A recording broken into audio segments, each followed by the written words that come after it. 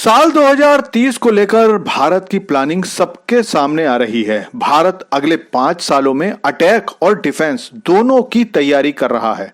भारत जैसे देश के लिए जिसके डोमेस्टिक प्रोडक्शन को बढ़ाने के लिए कभी भी कोशिश नहीं की गई, इसके लिए अगले 5 साल डिफेंस की दृष्टि से पूरी तरह से काया पलटने वाले हैं।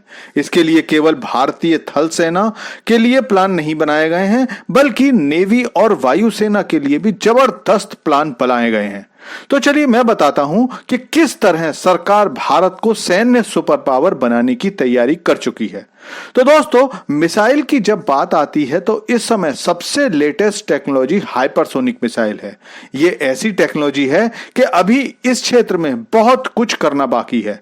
दुनिया के ज्यादातर देश इस पर काम कर रहे हैं। रूस के पास अपनी हाइपरसोनिक मिसाइल है, लेकिन रूस अभी भी उसे और बेहतर कर रहा है और भारत की भी यही प्लानिंग है। अंदाजा लगाइए कि भारत के सारे बॉर्डर्स पर अगर हाइपरसोनिक मिसाइल तैनात कर दी जाएं, तो क्या पाकिस्तान और क्या चीन कोई भी भारत को चैलेंज नहीं कर पाएगा।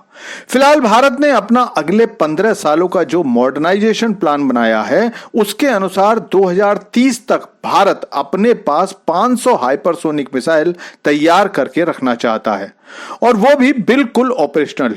मतलब एक जरा से इशारे पर हमारी मिसाइलें दुश्मन को केवल नुकसान न पहुंचाएं, बल्कि नेस्तो नाबूद कर दें। ये तो मैं आपको बताता ही रहा हूं कि फिलहाल दुनिया के किसी भी देश के पास इन मिसाइलों को रोकने के लिए कोई भी एयर डिफेंस सिस्टम नहीं है। हो सकता है कुछ लोगों को ना पता हो कि हाइपरसोनिक मिसाइल कौन सी होती हैं, तो मोटा मोटा इतना समझ लीजिए कि जो मिसाइल आवाज की गति के 5 गुने से तेज उड़कर हमला करती है, वो हाइपरसोनिक मिसाइल होती है। लेकिन भारत को आने वाले समय की सुपर पावर बनना है तो अपनी समुद्री सीमा को भी बिल्कुल सुरक्षित करना होगा। भविष्य के लिए हिंद महासागर का क्षेत्र व्यापारिक केंद्र होने वाला है। इस क्षेत्र से होकर रोज हजारों जहाज गुजरने वाले हैं, और अगर भारत उनकी सुरक्षा करने में जरा सी भी चूकता है, तो दुनिया की दूसरी शक्तियां हिंद महासागर में आकर उनको सुरक्षा देंगी।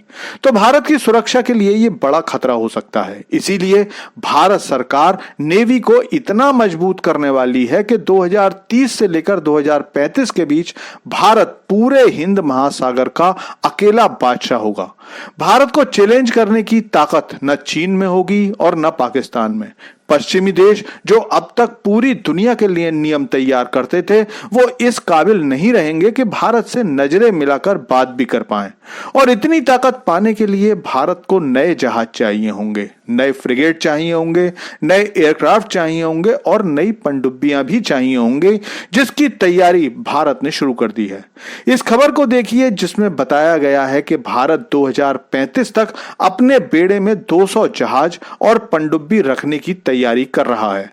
इससे आप समझ सकते हैं कि भारत की सोच कितनी बड़ी है। दरअसल अगर ठीक तरह से देखा जाए तो हिंद महासागर की सीमाएं सऊदी अरब, ओमान, सोमालिया से शुरू होकर पूर्व में इंडोनेशिया और ब्रुनेई तक जाती हैं।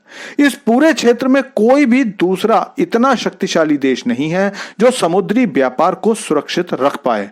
आप लोगों को पता ही होगा कि समुद्र के व्यापार का एक बड़ा डर समुद्री लुटेरे भी होते हैं, जो जहाजों पर कब्जा करके फिरौती मांगकर अपनी रोजी रोटी चलाते हैं।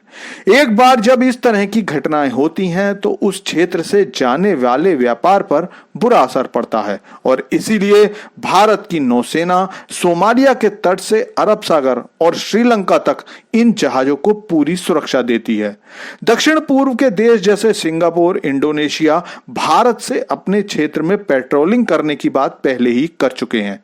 तो अगर चीन के प्रभाव वाले उस क्षेत्र में भारत को व्यापार सुरक्षित रखना है, तो अपने जहाजी बेड़े में और जहाज बढ़ाने होंगे, जिसके लिए नौसेना और भारत सरकार का प्लान बिल्कुल तैयार है।